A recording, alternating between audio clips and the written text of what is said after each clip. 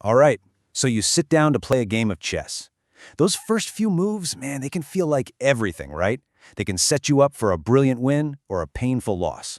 But for so many of us, the opening is just a huge source of anxiety, and it really boils down to one big question. So what's the play? Do you just kind of push some pawns, move a knight, and just hope for the best? Or do you go the other route and spend hours, maybe even days, trying to memorize these super long, complicated opening lines, only to have your opponent play one weird move and suddenly you've forgotten everything? It's a classic problem. But what if I told you that you don't have to do either of those things? What if there's a better way? A way that's all about true understanding, not just blind memorization. And that right there is what we're going to get into. We are going to break down 5 fundamental, golden rules of chess openings. These are principles so powerful, so timeless, they'll guide you to a great position almost every single time, no matter what your opponent throws at you. So, here's the game plan. We're going to cover controlling the center, getting your pieces into the game, being super efficient with your moves, keeping your king safe, and showing a little patience with your most powerful piece. Sounds simple enough, right? Let's do it. All right, rule number 1. And honestly, this might be the most important one of all. Control the center. I want you to think of the chessboard like it's a battlefield. The center, that's the high ground. You want it. So what is the center? We're talking about these 4 key squares right in the middle. Everything, and I mean everything, in the game revolves around them. If you can plant your pawns and your pieces here, you're not just moving pieces around. You're staking a claim. You're saying, I control this game.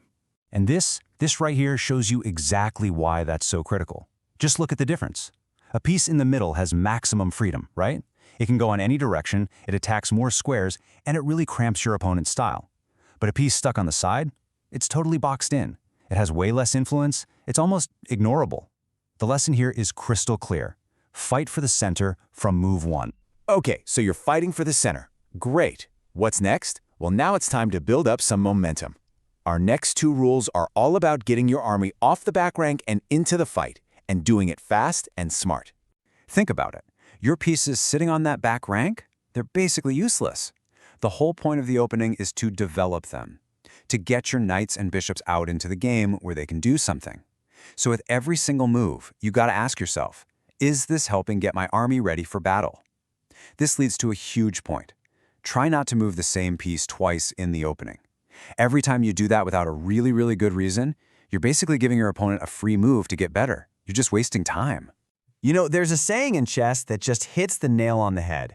Tempo, which is really just a fancy word for time or turns, is like gold in the opening. You just can't afford to waste it. Every move has to count. All right, let's recap. We're controlling the center, we're getting our pieces out fast. Now we need to think a little more long-term. And that means 2 things: safety for your most important piece and patience with your most powerful one. And this is where our last 2 rules come into play. Number 4, castle early. It is such an amazing move. In one turn, you get your king into a safe little fortress and you get your rook into the game. It's a 2-for-1 deal. And then there's rule 5. Be patient with your queen. It is so tempting to bring her out on move 2 and try to checkmate your opponent. That's a classic beginner trap. All that happens is your opponent uses their little pieces to chase your queen around the board, and while you're busy saving her, they're developing their entire army. And hey, this isn't just some friendly advice. Look at the best players on the planet, Grandmasters. They almost always get their king castled and safe within the first 10 moves. They know a simple truth. You can't launch a good attack if your own king is sitting out in the open. A safe king is a winning king. Okay, enough theory. We've got our 5 rules. So what does this actually look like in a real game? Let's put all the pieces together and see it in action. So watch this. White kicks things off with e4. Boom, that's rule 1, fighting for the center. Then an f3. That's rule 2, developing a knight towards that central high ground. Next up, bc4, getting another piece, the bishop, into the action. And what's the logical next step? You got it, castling. That's rule 4, getting that king nice and safe. And just look at that. In only 4 moves, you've got this beautiful, powerful position. You're controlling the center, your pieces are developed, your king is safe, and notice what we didn't do. No piece was moved twice. The queen is still waiting patiently on the back rank. This isn't just random moves. This is development with a purpose. So, from now on, whenever you sit down to play, you don't need to feel lost or like you're just guessing. You have a guide. You have a simple checklist. You just gotta run through this checklist in your head. Did I fight for the center? Yep. Am I developing my knights and bishops? I sure am.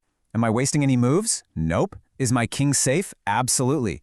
And is my queen waiting for her moment to strike? You bet. If you can say yes to all of these, you're going to have a great position. And here's the best part. These rules aren't for just one specific opening.